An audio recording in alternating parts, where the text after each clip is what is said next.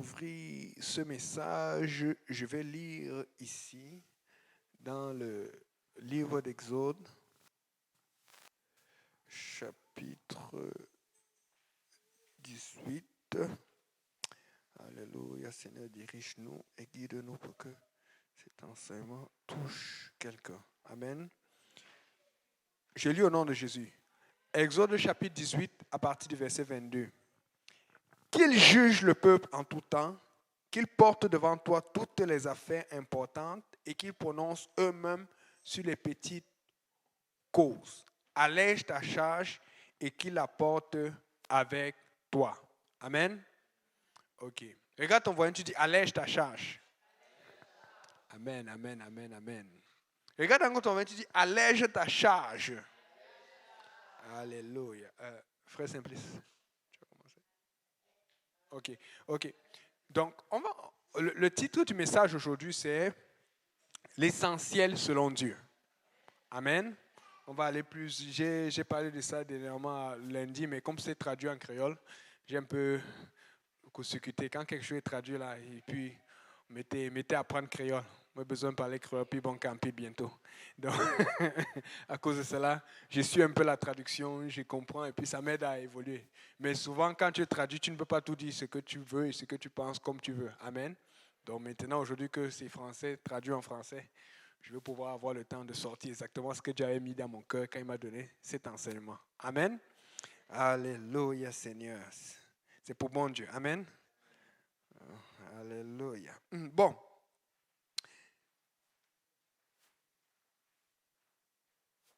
Pour vous, quelles sont les choses prioritaires? C'est-à-dire que, par exemple, aujourd'hui, la journée, quelles sont les choses les plus importantes que vous deviez faire, que vous ne devez pas manquer de faire? La prière. Amen. Mais ce qui me dérange, c'est que chaque fois que je commence à poser des questions, vous commencez toujours par la réponse spirituelle. Alors que je ne sais pas comment vous dire. Il faut toujours que vous dites sortez-nous du spirituel. Vous êtes trop sérieux ici. C'est pas ça que je voulais. Je voulais qu'on soit un peu charnel. Vous me connaissez, moi j'aime être réel. Amen. Samuel, qu'est-ce qui est important pour toi aujourd'hui? Qu'est-ce que tu ne peux pas manquer de faire? Dans toute ta journée, est-ce qu'il y a une chose que tu ne veux pas manquer? Que tu ne veux pas oublier de faire?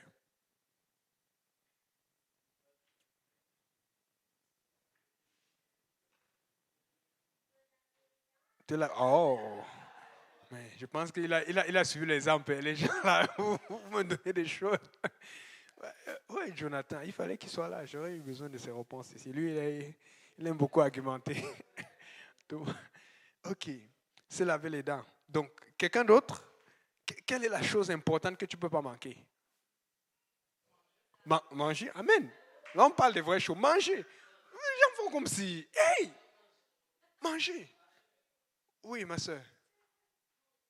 Manger, ouais. WhatsApp. Voilà, là, c'est ça que je voulais. Je cherchais. Dernièrement encore, j'étais tenté d'aller sur WhatsApp.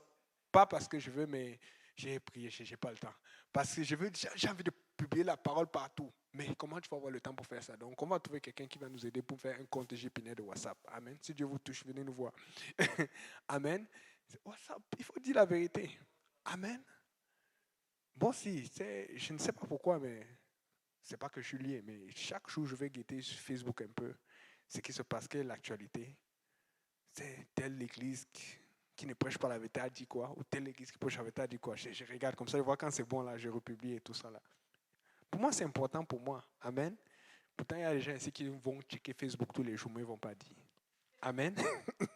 Mais comme on ne voulait pas, nous, on va dire la vérité. Mais quelles sont les choses qui sont moins importantes?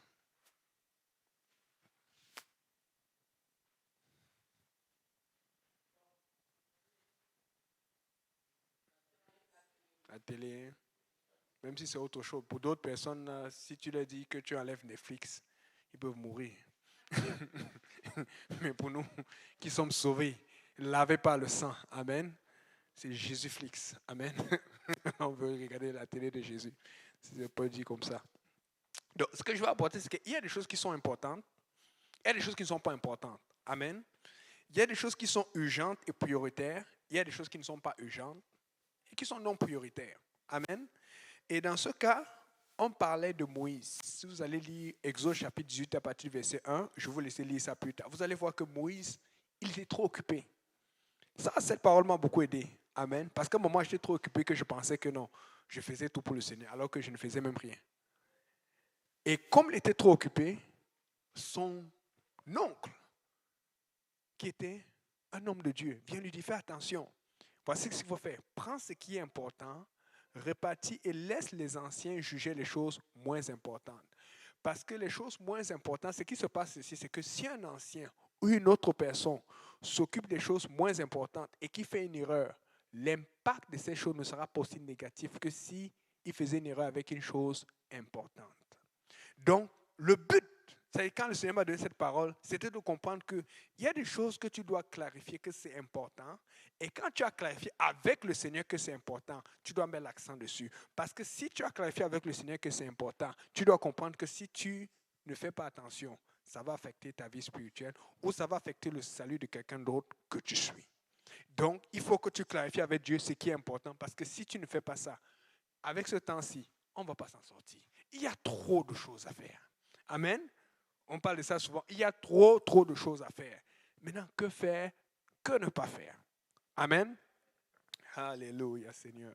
Quand tu vas dans le dictionnaire, ce qui est essentiel ou important, la définition, c'est absolument nécessaire. C'est-à-dire que tu ne peux pas manquer. Amen. Donc, c'est le contraire de Acte 8, verset 9. Tu peux lire, on va commencer à voir quelque chose ou quelqu'un qu'on pensait qui était important. Mais par la suite, on s'est rendu compte qu'en fait, il n'était pas important. Donc, fais attention quand tu penses que quelque chose est important ou quelqu'un est important. Demande à Dieu de te montrer si vraiment la chose ou la personne est importante. Amen. Acte 8, verset. 9. Il y avait auparavant dans la ville un homme nommé Simon, qui, se donnant pour un personnage important, exerçait la magie et provoquait l'étonnement du peuple de la Samarie.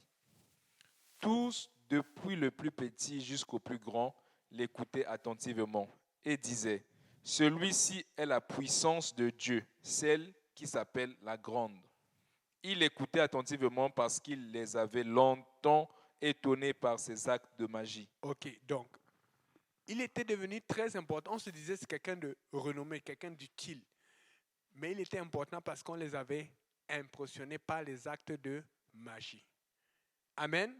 Donc, écoute, quelque chose peut être important aujourd'hui, légitimement, parce que peut-être la personne ou la chose t'a donné de l'argent, ou la chose t'a donné du travail, ou la chose t'a donné de la consolation. Amen. J'ai eu ce problème souvent à l'église. C'est des fois, tu vois quelqu'un, un parent qui t'a beaucoup aidé, qui t'a beaucoup conseillé. Maintenant, le pasteur te donne un conseil, mais ça va à l'encontre de la personne qui t'a aidé quand ça n'allait pas. Comment tu fais? J'ai appris que je suis le conseil de l'homme de Dieu. C'était difficile. C'était difficile. Mais j'ai appris qu'à la fin, c'est Dieu qui a raison. Amen. Parce que celui avec qui tu vas passer l'éternité, c'est le Seigneur. Amen. Ceux avec qui tu vas passer l'éternité, c'est ceux dans le Seigneur. Amen. Maintenant, toi, tu dois prier pour que lui aussi vienne passer l'éternité avec toi. N'oubliez pas que Dieu peut aider votre situation quand vous ne le connaissez pas pour te garder. Mais une fois que tu le connais, il va mettre le chemin pour que tu saches c'est quoi la vérité. Il va envoyer quelqu'un. Amen. Donc, avant qu'on ne vienne prêcher dans cette ville, eux, ils ont été impressionnés, ils disent, wow, il fait la magie, il fait ça. Mais on ne voit pas clairement le bien qu'il leur a fait. On voit seulement qu'il les a impressionnés. On les a impressionnés, on a dit qu'il est important. Mais regardez comment les choses ont changé. Maintenant, lis Acte toujours 8, versets 10 à 16, s'il te plaît. Tous, depuis le plus petit jusqu'au plus grand, l'écoutaient attentivement et disaient, celui-ci est la puissance de Dieu, celle qui s'appelle la grande. Il écoutait attentivement parce qu'il les avait longtemps étonnés par ses actes de magie. Mais quand ils eurent cru à Philippe, qui leur annonçait la bonne nouvelle du royaume de Dieu et du nom de Jésus-Christ, hommes et femmes se firent baptiser. Simon lui-même crut, et après avoir été baptisé, il ne quittait plus Philippe, et il voyait avec étonnement les miracles et les grands prodiges qui s'opéraient. Les apôtres qui étaient à Jérusalem, ayant appris que la Samarie avait reçu la parole de Dieu, y envoyèrent Pierre et Jean. Ceux-ci, arrivés chez les Samaritains, prièrent pour eux afin qu'ils reçussent le Saint-Esprit, car il n'était encore descendu sur aucun d'eux. Ils avaient seulement été baptisés au nom du Seigneur Jésus. Ok, c'est bon. Donc vous voyez que les choses ont changé. Subitement, on leur annonce la parole de Dieu et se rend compte que, wow, ça c'est quoi ça? Et ça devient plus important. Et ça devient tellement important que même celui qui était important commence à être étonné. La Bible dit qu'il était étonné par les miracles. Et la Bible ne parle pas des choses pour impressionner. Dieu faisait un miracle pour guérir. Dieu faisait un miracle pour sauver. Dieu adressait une situation claire. Alors que lui, il faisait juste pour impressionner et pour prendre la gloire sur lui et pour mettre la gloire sur le diable. Amen. Donc, et la Bible dit que au fur et à mesure que le peuple réalisait que c'était important de suivre la parole de Dieu, il y avait quelque chose qu'il fallait faire. Il se faisait baptiser.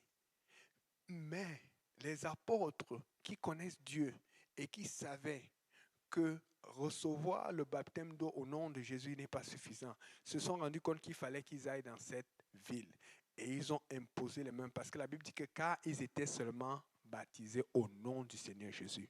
Ils pensaient qu'ils avaient déjà fait ce qui était important, mais n'avaient pas fini de faire tout ce qui était important.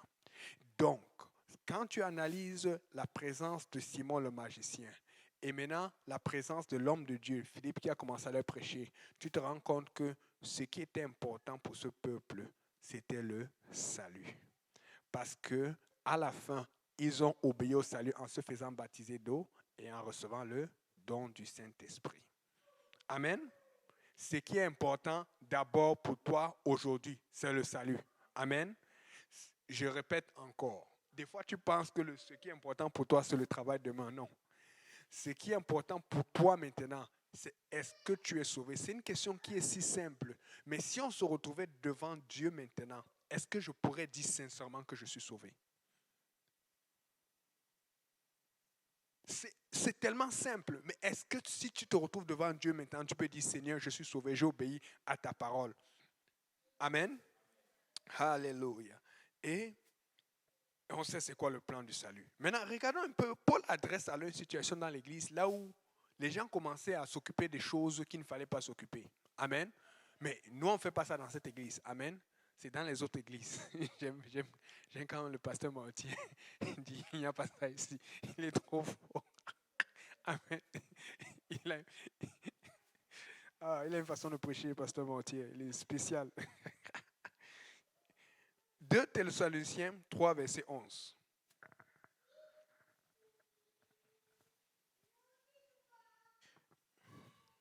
Le Seigneur est fidèle.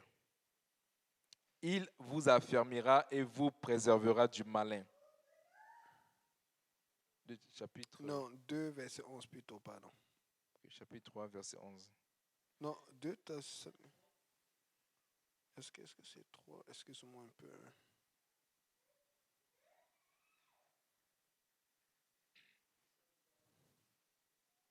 Non, attends, je veux dire. Non, c'est pas ça. J'avais dit 3, verset 11. J'avais donné le bon, mais tu n'as pas lu le bon. Okay. 2 Thessaloniciens, chapitre 3, verset 11. Oh, verset 11, ok. Ouais. Nous apprenons cependant Voilà.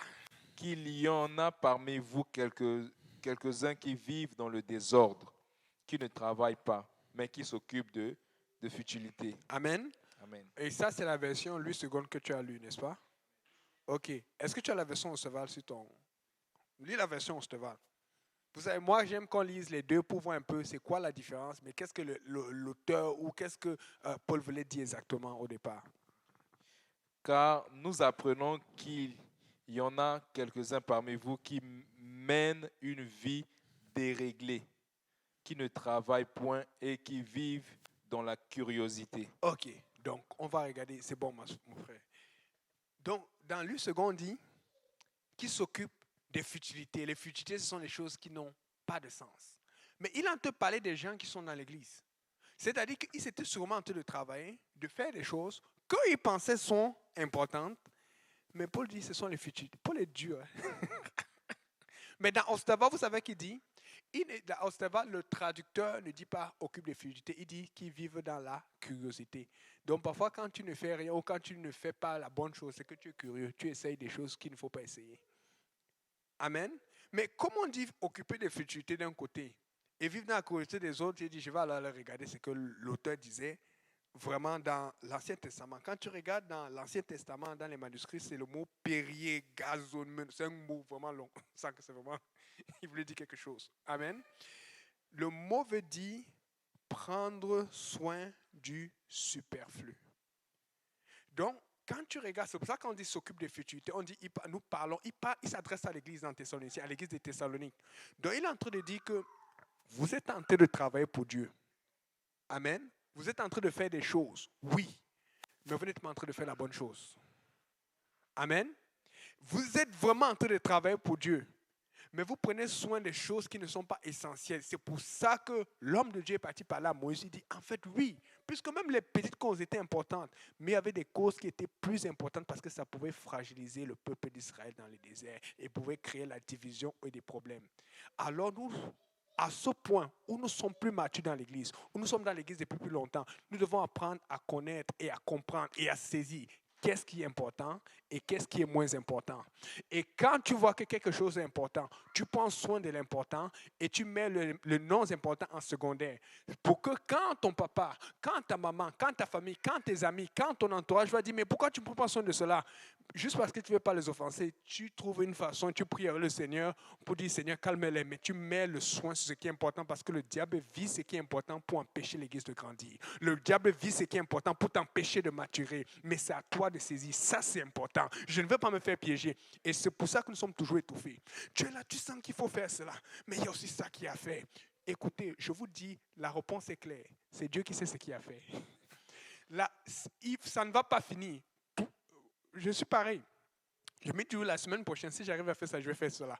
C'est parce que le diable ne veut pas te lâcher. Il va te donner beaucoup de choix pour que tu ne saches pas quoi faire. Voilà pourquoi nous avons besoin de consulter Dieu tous les jours. Et c'est la raison pour laquelle moi, j'ai des tensions avec des gens dans mon entourage, même parfois des gens dans l'église. Parce qu'il y a des gens qui disent, mais pourquoi tu n'as pas fait ça? Moi, ce que je fais, c'est que je dis, Seigneur, montre-moi ce qui est important. Et Dieu va dire, c'est ça. Rappelez-vous, quand David est en train de faire la guerre, il y a une fois, David dit, je vais aller consulter l'Éternel. Il dit, vas-y, tu vas frapper, tu vas gagner. Le même Philistin, il est en train de... Il était sur le point, il était fâché. Il consulte Dieu. Dieu dit, tu ne vas pas. Après, il consulte encore Dieu. Dieu dit, non, tu vas tourner en arrière. Mais c'est quoi? C'est pas Dieu. Est-ce que Dieu ne peut pas gagner en avant en frappant comme tout le temps? Oui. Mais Dieu veut lui faire comprendre que c'est moi qui dirige. C'est moi qui te montre comment faire. C'est moi qui te montre quand faire. C'est moi qui te donne le timing. Et c'est comme ça que Dieu fonctionne. Parce que Dieu voit ce que le diable te prépare que tu ne vois pas. Mais comme tu ne vois pas, tu dois aller consulter Dieu. Mais le diable sait que Dieu est juste. Et le diable accuse Dieu, mais pourquoi tu le fais gagner alors qu'il ne t'a pas obéi? Et Dieu est en train de dire, pardon, obéis-moi pour que le diable ne te gagne pas. C'est pour ça que le diable veut t'avoir. C'est pour ça que nous avons cette pression. Mais dans la pression, la réponse est claire. Mais c'est à toi de chercher la réponse. Amen. Alléluia. Donc, quand on arrive ici, quand on voit alors qu'ils prennent soin du superflu, on se rend compte que Paul, et tu vois de sa façon de parler, il ne dit pas, vous ne faites rien. Il dit, oui, vous faites, mais vous ne faites pas bien. Vous ne faites pas de la bonne façon, ou vous ne faites pas en visant là il faut que vous visiez. Amen. Parce que si vous faites en visant là où il faut que vous visiez, vous allez avoir les résultats qui vont aller avec cela. Amen. Alléluia. Maintenant, quand on va au travail, qu'est-ce qui est essentiel? Là, personne ne peut rien trouver de spirituel. Là. On me dit prie au travail. Tu pries au travail. Moi, je prie souvent en langue, mais c'est compliqué. Tu peux te mettre là, ton boss te voit dire, qu'est-ce que tu fais là? Quand tu vas au travail, qu'est-ce qui est important? Les pardons?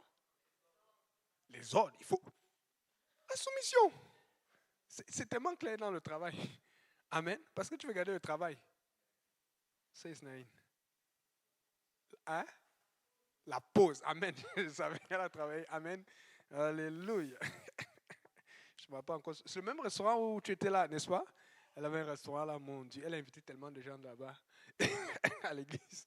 Ce restaurant, même son patron a dit que mais la fille, si elle veut convertir les gens, elle veut, elle veut faire les repas. Maintenant, si je vais avec ce qu'elle a dit, la pause, il faut que tu arrives à l'heure. Amen. Il faut que tu arrives à l'heure. Et je sais que vous tous vous arrivez à l'heure au travail, vous prenez ça au sérieux. Amen. Mais il n'y a pas que ça. Il faut que tu participes. Il faut que tu communiques. Il faut que tu fasses des activités. Amen. Vous allez voir beaucoup d'endroits au travail, mais on ne regarde plus juste le talent, surtout dans la société d'aujourd'hui. On ne regarde pas juste le talent. En fait, je fais partie d'un comité, mon travail on appelle le comité social. Ils ont vu que je suis dans tout le tennis et tout. Et donc, fait que des fois, on va prendre, on a une heure de réunion souvent dans la semaine, et c'est dans les heures de travail. Donc, fait que, au lieu d'aller travailler, je m'en vais à la réunion. Ils savent. Parce qu'ils se rendent compte que ce que tu fais là-dedans, ça donne beaucoup, beaucoup plus que.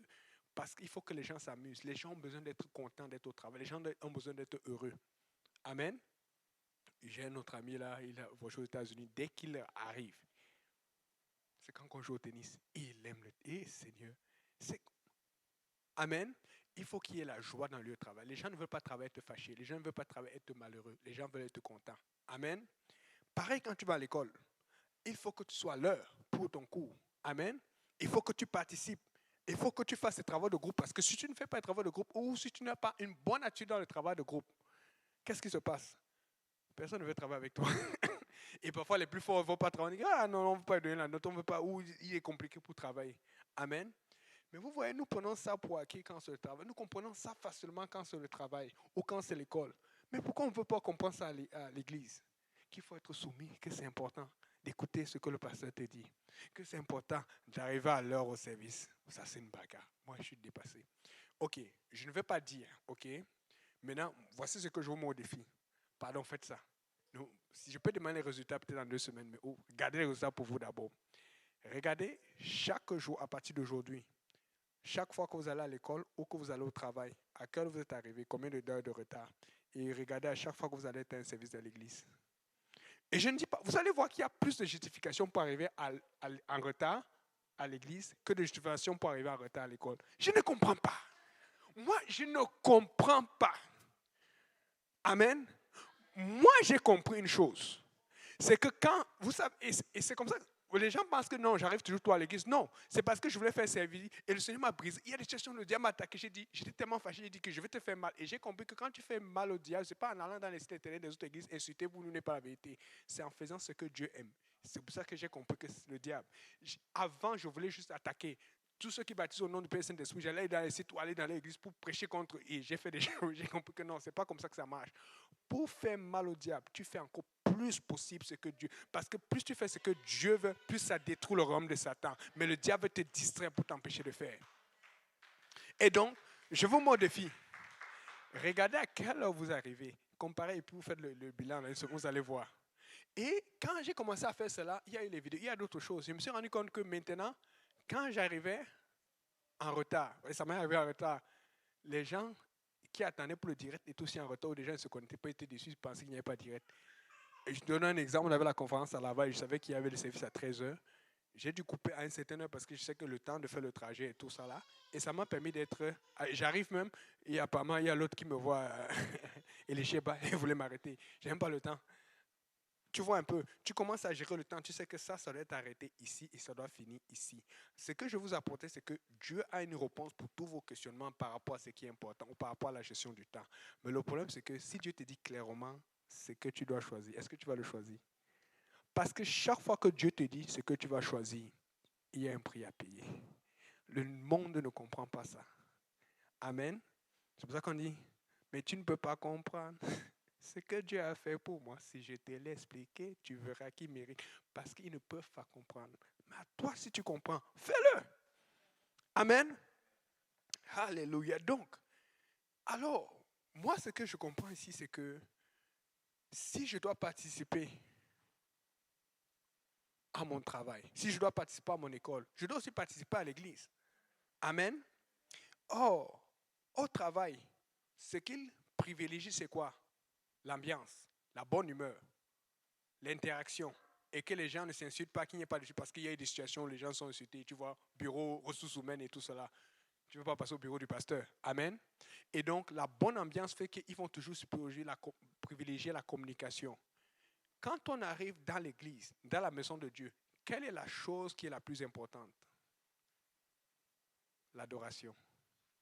Il faut que le Seigneur soit adoré. est-ce que tu participes à l'adoration? En fait, plus tu participes ou plus tu fais quand qu'on adore le Seigneur, tu motives quelqu'un qui te regarde. Et plus tu fais cela, tu es en train de faire ce qui est important pour Dieu. Puisque tu fais tout pour qu'il y ait la bonne ambiance au travail. Tu fais tout pour qu'il y ait la bonne ambiance à l'école parce que de là dépend ton diplôme, de là dépend ton salaire. Mais tu as le salaire de la vie éternelle dans la maison du Seigneur. Pourquoi tu ne veux pas faire avancer l'ambiance d'adoration? Pourquoi tu ne veux pas t'assurer qu'il y ait toujours de l'adoration? Pourquoi tu veux toujours attendre, frère, telle ou telle soeur, tu attends, ouh, elle a pris le coin, ah, je peux y aller. Non, il faut que tu y ailles en premier. Parce que c'est ce que Dieu veut, c'est ce qui est important dans la maison du Seigneur. Amen. Ce qui est important dans la maison du Seigneur quand tu rentres, c'est que le Seigneur soit adoré. Et pour que Dieu soit adoré, n'oublie pas que c'est important de prier avant. Mais comment tu vas pouvoir prier avant le début du service si tu arrives toujours en retard à l'église et tu n'arrives jamais en retard au travail? Faites le check. Regardez, chaque jour vous allez voir. Amen. Alléluia, Seigneur Jésus. Et c'est pour ça que vous allez voir, quand vous arrivez en retard à l'église, devinez, vos enfants vont souvent commencer à arriver en retard à l'église. Mais quand tu presses l'enfant, oh, on doit y aller et tout, il te voit prendre ça au sérieux. Écoute. Amen. Aujourd'hui, je ne sais pas pourquoi, mais la sœur Yolande, elle a essayé de laisser Elisheba avec son père. Comme son père était à la maison, elle voulait venir au service. L'enfant ne l'a pas laissé. Tu vois l'entrée crier là derrière. Elle connaît le mardi. Elle sait que le mardi, on vient la chercher. Elle a dit jamais. Elle était avec son père, mais apparemment, elle guettait. Elle checkait. Hey, ça allait te. Le papa même, il a compris que si je laisse l'enfant avec moi, c'est ma chance. Il a dit, pardon, prends ta fille, pas avec. Parce qu'elle savait qu'il faut qu'elle soit à l'église. Amen. Il y a ses amis. Il y a les Bethany, il y a Jockey. Voilà. Amen. Mais vous ne réalisez pas, amener ces enfants-là. Nous, on a souvent, parce que on a les calculs et tout. Mais eux, ils vont trouver ça bizarre. Mais pourquoi on ne va pas à l'église maintenant? Pourquoi on ne va pas à l'église? Parce qu'on les a habitués à cela étant jeunes. Amen. Alléluia. C'est très important. Donc, nous avons tous déjà reçu le don du Saint-Esprit ici, j'espère. Amen. Si personne ne l'a reçu ou quelqu'un ne l'a pas reçu, il peut venir, il va le recevoir. Maintenant, pourquoi je demande qui a reçu le don du Saint-Esprit? C'est parce que la Bible dit, tu peux lire 2 Timothée 1, verset 7. 2 Timothée 1, verset 7.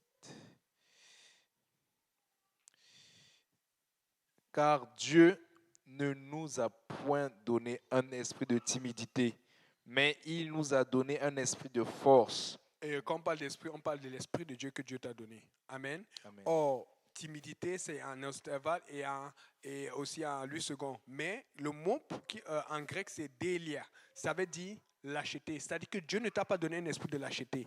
Lâcheté, c'est comme tu restes sans rien faire. Donc, quand tu as l'esprit de Dieu, tu es supposé faire quelque chose.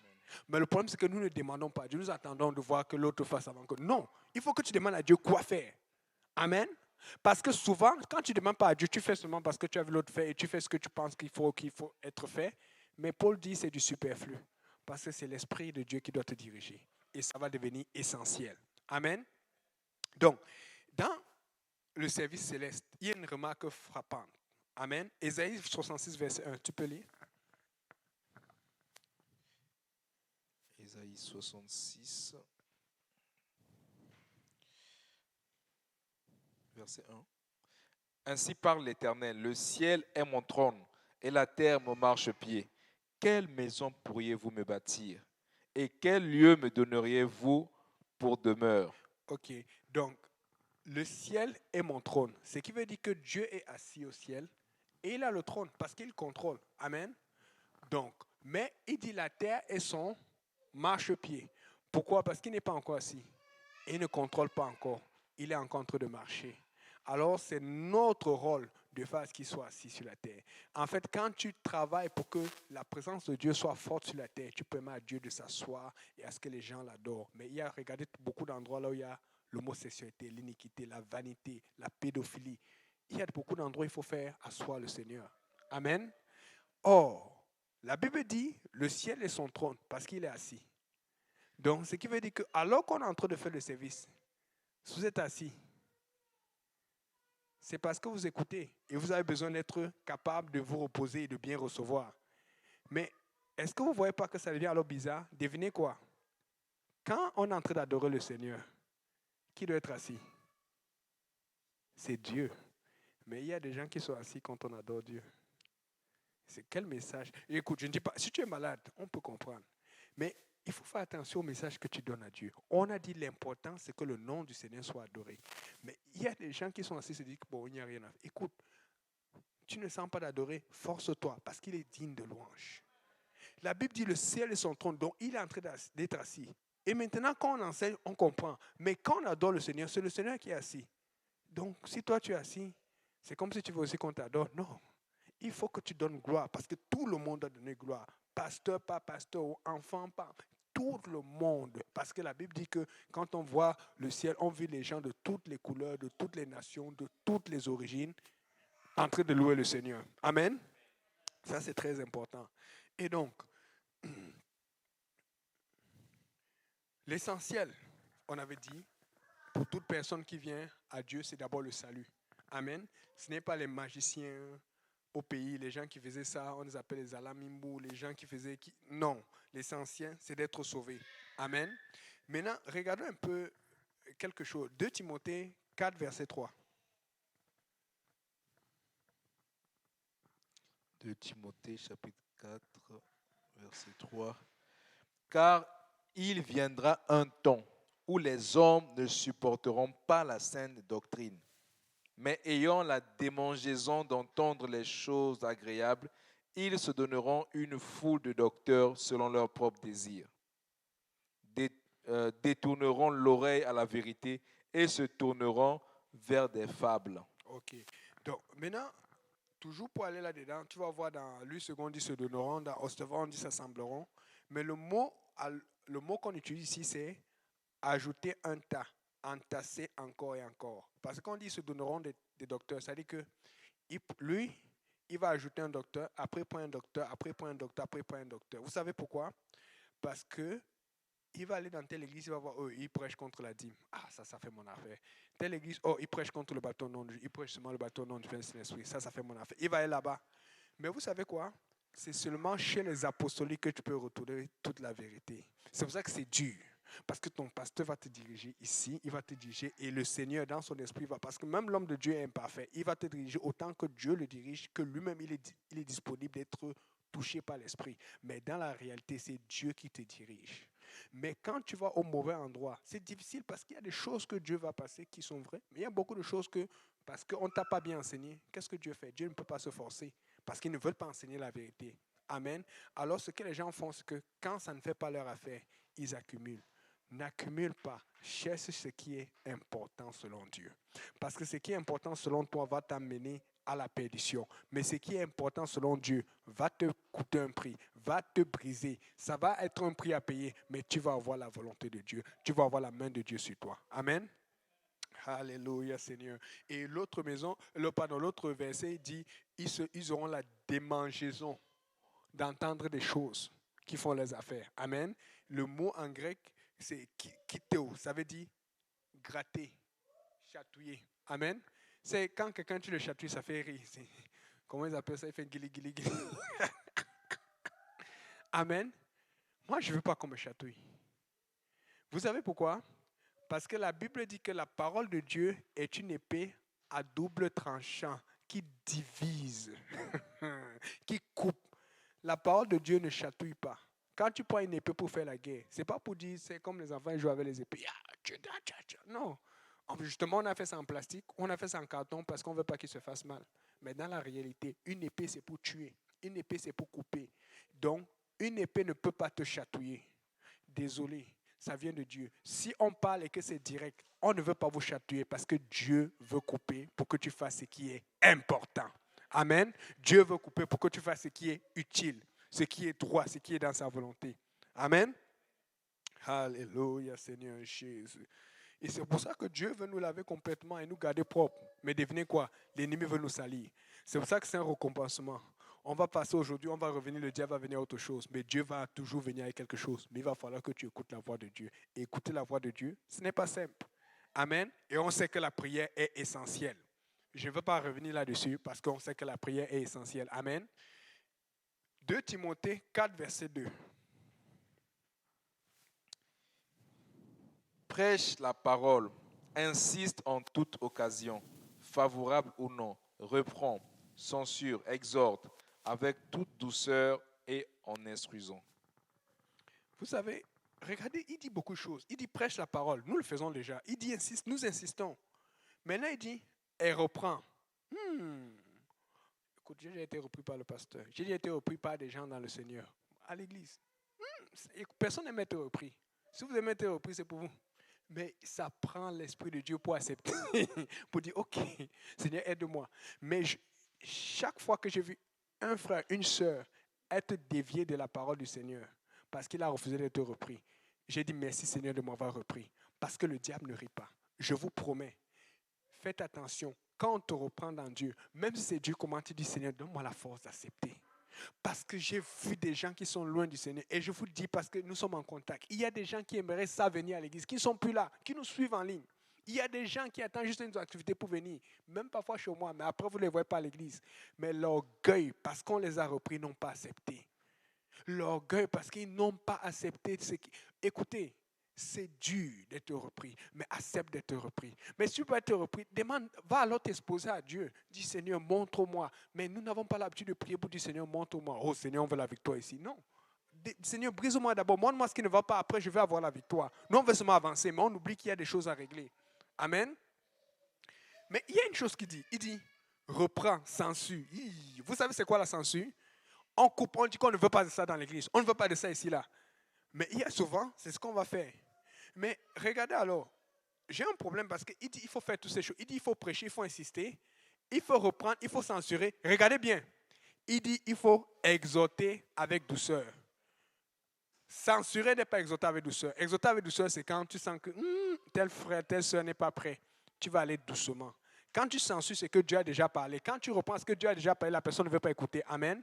Donc, ça veut dire que pour pouvoir faire cela, il faut être sensible à l'esprit. Parce que quand il met tout ça dans la même liste, reprend, censure, après il dit exhorte avec douceur. Ça ne veut pas dire que tu vas faire la même chose à tout le monde. C'est juste qu'il y a des situations, quand il faut censurer, tu censures. En étant sensible à l'esprit de Dieu. Quand il faut reprendre, tu reprends. En étant sensible à l'esprit de Dieu. Quand il faut exhorter avec douceur, tu exhortes avec douceur. En étant sensible à l'Esprit de Dieu. En toute chose, c'est Dieu qui va te montrer ce qui est essentiel. Amen. Alléluia. Donc, on va lire une longue histoire. On finit bientôt, on va finir avec ça. 1 Roi 17, verset 1 à 16. Vous connaissez cette histoire, mais c'est très important. 1 Roi 17, verset 1 à 16. 1 Roi 17, verset 1 à 16. Élie le Tishbite, l'un des habitants de Galade, dit à Akab, « L'Éternel est vivant, le Dieu d'Israël dont je suis le serviteur. Il n'y aura ces années ni rosée ni pluie, sinon à ma parole. » Et la parole de l'Éternel fut adressée à Élie. Est-ce que c'est 1 Roi 17 ça? 1 Roi chapitre 17, verset 1. Oui, attends, peut-être que je me suis...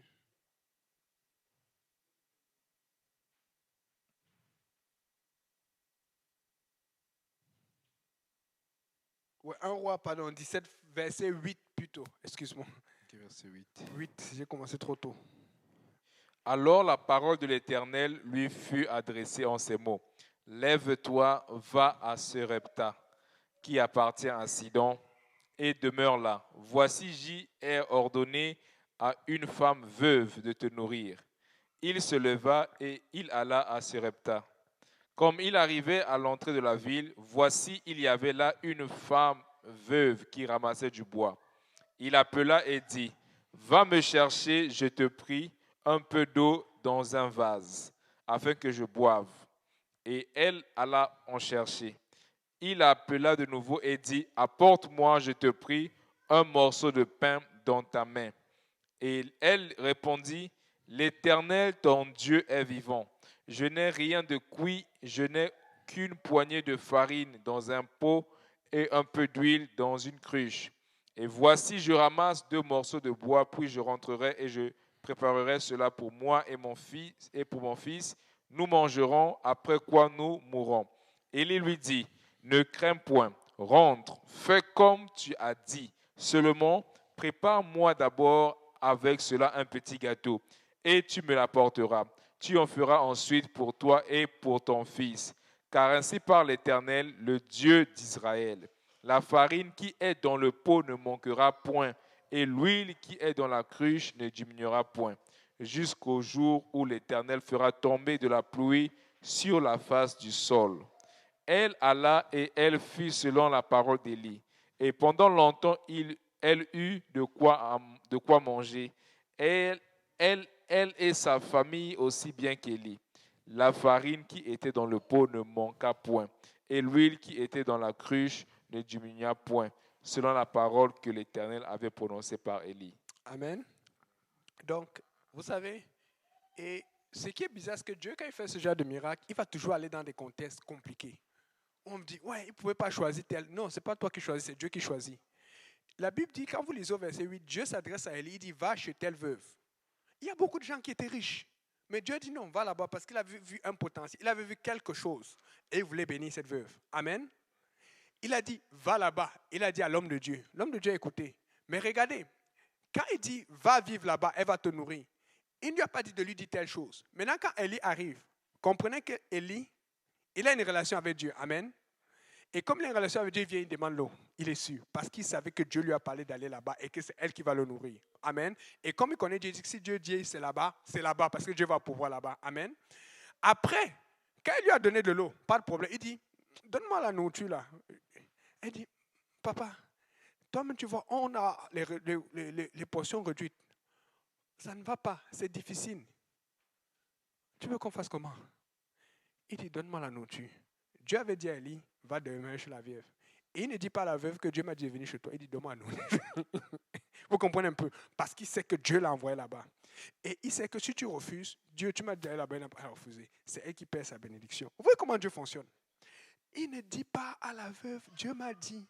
Il dit seulement, donne-moi la nourriture. Après, il dit, non, on lui fait comment il dit, donne-moi, c'est moi d'abord, après ça ne va pas manquer. Il fallait qu'elle fasse confiance. Depuis combien de temps tu viens à Lyon, on te dit que fais confiance à Dieu? Tu dis, hey, il a fait la même. C'est même quel genre de confiance qu'on me demandait comme ça là. C'est comme ça que ça fonctionne avec Dieu. Ça fonctionne avec la foi. Ça fonctionne aussi avec la confiance en Dieu. On te dit fais confiance, tu dis, mais papa, je suis là, tu me dis fais confiance. Fais confiance quoi? Ça chauffe sur moi. Je fais confiance que tu as envie de parler en patois. Je lui dis que tu sais quoi aller. Je pense qu'en créole, on dit ça qu'a fait. Il y a le pasteur Pointé Frère Simplice, il faut qu'il parle créole bientôt. Amen. Je pense qu'en espagnol, on dit tu quiere matarme. Amen. Fais confiance quoi? Vous savez, je méditais un jour et le Seigneur m'a montré quelque chose. J'ai regardé quand on a commencé. Quand on a commencé, je suis arrivé à l'église, il y avait juste le pasteur Luc, et puis frère Serge, il venait en voyage, et puis finalement Dieu l'a appelé, il venait ici. On a commencé comme ça. L'église Saint-Laurent, c'était vide. Il n'y avait personne. Je suis arrivé le premier, bon, j'étais marié, le Seigneur a levé un fardeau, parce que ce qui est important selon Dieu, Amen. J'arrive, et puis plus tard après, le pasteur Lionel commence à venir, des gens viennent, et puis après, frère Achille, parce qu'on se connaissait depuis le Cameroun. Donc ça a commencé, mais c'était toujours petit. Je dis que, mais Seigneur, comment ça fait? Le pasteur disait, Dieu va donner le réveil. Je dis, des fois, il voit le pasteur dire que l'église était vide. Et puis surtout, j'entendais, et toujours, faites attention aux gens qui parlent mal dans l'église. J'entendais ces histoires, l'église a grandi, l'église a baissé et tout ça là. Et les gens sont trucs. La seule chose qui m'encourageait aussi, c'est parce que je savais que non, beaucoup de pasteurs sont découragés. Le seul qui est resté, le pasteur Kaouzil a dit, ça va marcher. Donc moi, j'avais confiance, j'ai écouté l'homme de Dieu. J'ai suivi. On dit qu'il habite à l'Est. J'ai cherché une maison à l'Est. J'ai eu des problèmes avec la famille. Tu vas aller, tu suis ton pasteur, tu fais c'est quoi. Et puis un jour, Dieu me montre ça comme ça. Il me montre tous les endroits où on a eu le plus d'études bibliques. Chez le pasteur, chez moi, chez le frère Apo et tous. Il me montre tous ceux qui sont sortis de là-bas. Ils ont grandi, ils sont des piliers dans l'église aujourd'hui. Les pasteurs Achille, le pasteur Apo, tous. Parce que là où il y a eu des sacrifices, là où il y a eu un prix à payer, c'est là où Dieu a agi. Et c'est pour ça que Dieu demandait le sacrifice à la veuve. Amen. Et derrière moi, je méditais encore. J'ai vu comment on a grandi. J'ai vu d'autres maisons qui sont venues après. La maison des sœurs, avec la Agnès, les Rebecca. Il y a aussi notre maison avec là où Palinda vivait avec la sœur Viviane et tout. C'est là où on grandit, et les Palinda, et la sœur Josée, et tout cela. Amen. Et vous savez, souvent quand Dieu demande, tu ne sais pas ce qu'il va faire. Mais lui, il sait de quoi il est capable. Mais quand tu payes le prix, il y a une rétribution. Et tu es là, Seigneur, j'attends après toi. Seigneur, c'est dur. Mais le Seigneur, lui aussi, il attend après toi. Parce que tu dois faire ce que Dieu te dit. Amen. Je pense que c'était encore samedi après la conférence à l'avant. On se parle avec Frère Simplice. On voulait d'abord aller chez moi. Mais on se parle et tout. Les gars disaient, bon, peut-être ça peut marcher. Mais les gens n'aiment pas trop venir chez moi parce que je suis Frère Yannick. Amen. À part les crêpes, je ne fais pas grand-chose. Finalement, quand on devait avoir une étude avec avec des Haïtiens, là, ils ont confirmé. Quand ils ont confirmé, j'ai dit je ne pouvais plus. Donc, fait que ça, c'était chez Marie-Sala. Et quand c'est là-bas, tout le monde veut venir. Donc, quand j'ai dit au gars, bon, finalement, on va chez Marie-Sala, tout le monde a confirmé. Mais le problème, c'est que le Seigneur m'a amené ça, c'est que chaque fois, on dit qu'on va là-bas, mais vous ne savez pas combien d'argent est dépensé pour la nourriture. Moi, je ne cotise pas. Hein. Mais c'est comme ça que ça fonctionne avec Dieu. Mais je me rappelle, et c'est là où le Seigneur m'a dit, parce qu'à un moment, des fois tu partis que tu vas partir, et parfois tu essayes, des fois les gars vont cotiser, mais la plupart des fois on ne cotise rien. Après, quand j'ai voulu encore dire non, il faut faire quelque chose, le Seigneur m'a arrêté, il dit, tais-toi. Il m'a rappelé comment on faisait, tu te rappelles, on faisait les fêtes. Quand Frère Simplice habitait chez nous, avant que la sœur Isnaï n'intervienne encore pour le sortir. Hey, tu te rappelles l'étude du mercredi là? On faisait beaucoup. Il y a des jours où je pouvais pas. Les jours, on pouvait faire des activités du jour. On finissait l'église, on avait une énergie, c'est incroyable. Là, on est fatigué, mais aussi on a appris l'essentiel. Mais je te dis, on ne comptait pas ce qu'on dépensait. Dans une semaine, si vous voyez combien, surtout quand on disait qu'il y a une âme à gagner, si la personne habitait à Sherbrooke, on allait aller chercher, on allait mettre l'essence pour aller chercher la personne à Sherbrooke. On ne comptait pas, mais regardez comment Dieu nous a bénis. Écoutez, je ne suis pas là pour parler de mon compte, tous les trucs là, mais je suis de loin beaucoup plus à l'aise financièrement que ma situation dans le temps, alors que je travaillais. Je ne dis pas un peu, je suis de loin en ce moment, mais je sais que Dieu m'a mis à l'aise pour son œuvre. Mais avant, on se plaignait, les gens m'accusaient, tu ne vas pas réussir, tu vas manquer. Mais la plupart des gens, d'autres ont fait la faillite, d'autres sont entrés, d'autres ont eu des problèmes de travail. Mais je te dis, aujourd'hui, par rapport à ma situation financière d'avant, alors qu'on sacrifiait beaucoup, je suis beaucoup plus à l'aise. Beaucoup plus à l'aise. Et ce n'est pas pour truc, c'est parce que Dieu bénit là où il y a le sacrifice. Alors, moi, ce que Dieu m'a mis à cœur de vous dire aujourd'hui, que l'essentiel, c'est de faire avancer son œuvre. Si tu fais quelque chose qui fait avancer son œuvre, ne regarde pas ce que tel pasteur ou telle personne a fait ou telle personne t'a offensé. Fais avancer de l'œuvre. Si tu dois inviter quelqu'un à l'église, invite. Si tu dois ouvrir chez toi pour recevoir, comme la veuve, ouvre chez toi. Ce qu'il y a à faire qui va d'abord faire avancer l'œuvre, fais avancer l'œuvre. Ça va cogner dans ta famille, ça va cogner autour de toi. Les gens ne sont pas d'accord, on va toujours accuser. Mais tu dis, je fais avancer l'œuvre de Dieu et tu vas voir la main du Seigneur. Je vous dis, ça fonctionne. On a comparé, on a des cas et des cas. L'appartement du pasteur Lionel avant, après l'appartement, il y a un autre appartement. Quand on a fini chez le pasteur Lionel, là, on est parti chez notre appartement. Simplice avait trouvé un appartement à Saint-Laurent avec le frère Ludovic. Oh, maman, on a mangé. En fait, l'étude du lundi, le dernier endroit où ça a résidé, avant qu'on aille lundi, c'était chez Frère Simplice et Frère Ludo. L'appartement, on n'a jamais oublié ça. Pas le bois de Boulogne. Non, on a tué l'appartement. À un moment, le pasteur a dit non, il y a trop de monde. On n'était plus capable. On avait des problèmes parce qu'on avait rempli à 43, 44. On a dit non, on n'était plus capable. On a dit mieux vaut que les gens viennent le lundi. C'est là où l'étude est depuis le lundi. Quand on voit l'étude du lundi à Saint-Laurent, ce n'est pas parce qu'on ne veut pas aller chez les gens, c'est parce que ça grandissait toujours trop vite et c'était difficile de contrôler. À l'église, il y a la cuisine, il y a tout. Et on a dit non, il faut que ça reste comme cela. Amen. Donc, ça veut dire qu'en ce moment, s'il y a des études qui se font chez toi et que les gens peuvent aller chez toi, dis Seigneur, c'est chez toi, ce n'est pas chez moi. Écoutez, il y a des choses que je suis réaliste. Quand je vois que Dieu aime telle chose, quel que soit le prix à payer, si c'est ça que ça va faire, que l'œuvre de Dieu avance, je vais faire. Vous savez, ce n'est jamais facile quand Dieu te le demande. Si c'est l'évangélisation, si c'est inviter encore d'autres personnes, fais-le. Et souvent, ce qui se passe avec Dieu, c'est que quand tu payes le prix, tu vois des gens profiter. Toi-même, tu as l'impression que tu ne profites pas. Quand tu payes le prix, tu vois des gens se réjouir, manger, avancer. Tu as l'impression que tu n'avances pas. Je vous promets, au nom de Jésus, Dieu ne t'a jamais oublié. Dieu ne t'a jamais oublié. Oh Seigneur, je vous dis, Dieu ne t'a jamais oublié. Je vous dis aujourd'hui, il n'y a rien que je regrette de Dieu. Et même certaines choses, certaines portes, je vous promets, il y a des portes que Dieu m'a ouvertes sous la promesse du Seigneur, je ne veux plus. Mais je veux plus. Parce que Dieu ouvre tellement de portes, tu dis que et c'est même ça que tu voulais. Non, c'était important. Non, ce n'est plus important. J'ai vu ce que Dieu est capable. Si Dieu a fait 1, 2, 3, 4, je suis sûr qu'il peut faire 7, 6, 7, 8, 9. Dieu, si tu es capable, si tu as fait ça avec Moïse, tu peux le faire avec moi.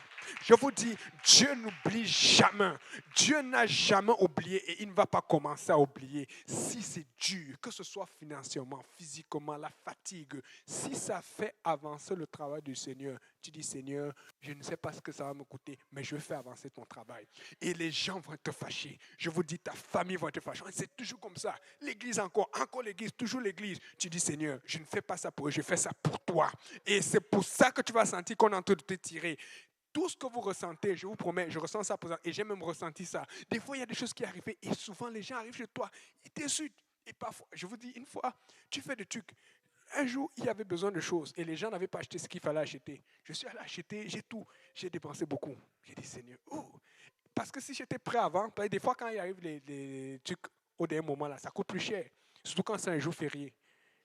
Et puis après, tu entends que tes choses dit que t'es même pas bon. J'ai dit, mais est-ce qu'il sait combien j'ai dépensé et ça vient te chercher ici, là. Écoutez, quand ça arrive, tu dis, Seigneur, je mets cela entre tes mains. Parce que quand Dieu te bénit, j'ai appris que ce qui est essentiel, c'est de faire avancer la volonté de Dieu. Je vais le reporter. Quand Dieu m'a donné ce message, c'est ce qu'il m'a dit de dire à l'église. Ce qui est essentiel, fais avancer l'œuvre de Dieu. Même si ça te coûte, fais avancer l'œuvre de Dieu parce que Dieu n'oublie jamais. Amen. On va se lever, on va dire, Seigneur, donne-nous la force, Seigneur. Parce qu'il y a ce feu en nous, papa. Donne-nous la force. Alléluia, Seigneur Jésus. Donne-nous la force de faire avancer ton œuvre. Alléluia. Élevons la voix vers le Seigneur. Alléluia, Seigneur. Nous voulons cette force. Alors que l'ennemi veut nous distraire, alors que l'ennemi veut nous faire croire que nous en faisons trop, Seigneur. En fait, nous n'en faisons pas assez. Montre-nous, Seigneur, comment éliminer les choses inutiles, les choses non urgentes, les choses secondaires et nous accrocher aux choses primaires et nous accrocher aux choses importantes, aux choses qui louent ton nom, aux choses qui glorifient ton nom, aux choses qui glorifient, Seigneur. Jésus, ta grandeur, ta puissance, ton trône de gloire. Éternel, nous te louons, nous t'élevons parce que tu es le plus important, parce que ta parole est importante, parce que ta volonté est importante, parce que la direction de ton esprit est importante, Seigneur Jésus. Ce que tu fais continue tout droit. Ce que tu fais continue, Seigneur, sans arrêt. Au nom de Jésus, nous allons donner de nos maisons, de nos autos, nous allons donner de notre matériel, de notre temps. Nous allons tout donner, mais ton œuvre va avancer. Nous allons payer le prix, mais ton œuvre va avancer. Au nom de Jésus. Alléluia. Que tout le monde dise au nom de Jésus. Alléluia. Le frère Saint-Pierre va venir prier pour conclure et pour bénir le repas. Alléluia, Seigneur.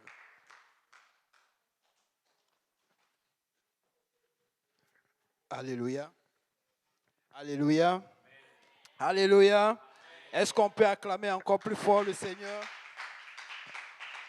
Le Seigneur fait tellement et nous donnons très peu. Amen. Nous donnons très peu. Amen. Et qui va prendre, n'est-ce pas, l'engagement de donner encore plus que ce qu'il a déjà fait? Qui va prendre l'engagement de donner encore plus que ce qu'il a déjà donné? Amen. Quand on dit de donner, ce n'est pas seulement financier. Vous savez, quand on dit de donner, ce n'est pas seulement financier, bien aimé. Ce n'est pas seulement les finances. C'est seulement de son temps. C'est seulement de son talent. C'est seulement de tout ce que nous avons. Amen. De bon. Amen. Juste parce que Dieu est. Amen. Et l'œuvre de Dieu doit avancer. Amen. Le trésor de Dieu n'est pas à l'extérieur de l'Église, mais le trésor de l'Éternel, c'est à l'intérieur de l'Église. Alors, quand les gens arrivent, ils doivent voir cette Église-là briller. Amen. Et parce que le peuple de Dieu... Vous savez, un jour, il y a un jeune homme qui a dit que lui, quand il est arrivé à l'Église, ce qui a fait qu'il est vraiment resté, c'est l'amour qui régnait au milieu de ce peuple-là, au milieu de J. Péniel. Vous voyez, ça aussi, c'est quelque chose que nous devons travailler là-dessus. Amen. Alléluia.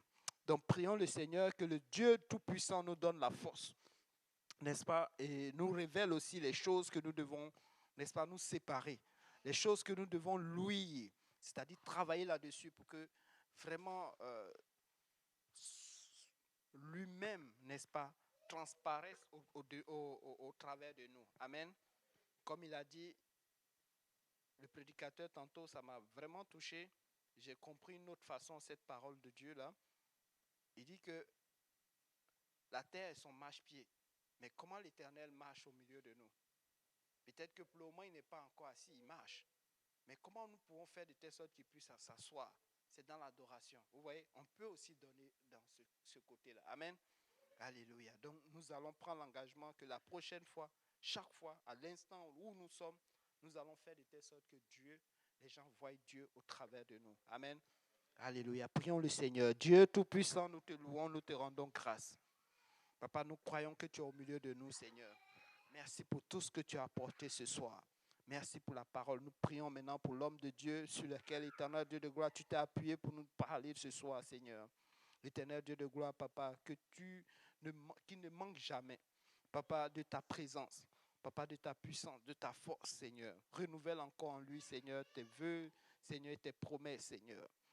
Souviens-toi de sa famille. Souviens-toi, éternel Dieu de gloire, Papa, de tout ce qu'il a besoin, Seigneur. Souviens-toi aussi de ton peuple sur lequel, Papa, ta parole a été, éternel Dieu de gloire, prêchée. Souviens-toi, Papa, de nos malades, Seigneur. Souviens-toi de tous ceux qui n'ont pas à manger. Souviens-toi, Papa, de ce pan de la ville, éternel Dieu Tout-Puissant. Souviens-toi pour ceux pour qui, Papa, tu as fait que nous soyons en ce lieu, Seigneur. Oh, Seigneur Jésus, rencontre chacun de nous, éternel Dieu Tout-Puissant. Agis encore pour la gloire de ton nom. Pardonne-nous notre orgueil. Pardonne-nous notre manque d'humilité, éternel Dieu Tout-Puissant. Pardonne-nous, éternel Dieu de gloire, de tout ce que nous faisons, Seigneur, qui empêche ton œuvre de continuer, Seigneur, de grandir, éternel Dieu de gloire. Nous croyons que, Seigneur, Papa, avec toi, nous allons faire de plus grandes choses, Seigneur. Gloire soit rendue à ton saint nom, Seigneur. Parle à notre cœur, Seigneur Jésus. Et que toute la gloire, Papa, te revienne. Bénis et sanctifie la nourriture. Bénis les mains qui l'ont fait. Bénis aussi les mains qui prendront part à ce repas. Souviens-toi de ceux qui n'en ont pas, éternel Dieu Tout-Puissant. Papa, que la gloire te revienne. Bénis notre retour, Seigneur. Que cette onction, nous puissions aussi la porter au milieu de nos familles, de nos bien-aimés, éternel Dieu Tout-Puissant. Que ta main soit sur les véhicules, éternel Dieu de gloire, tout engin, toute œuvre, Papa. Éternel Dieu de gloire. Avant que nous ne tombions, réveille-nous, Seigneur. Réveille-nous, Papa. Et que toute la gloire te revienne. Que le peuple de Dieu dise au nom de Jésus. Soyez bénis.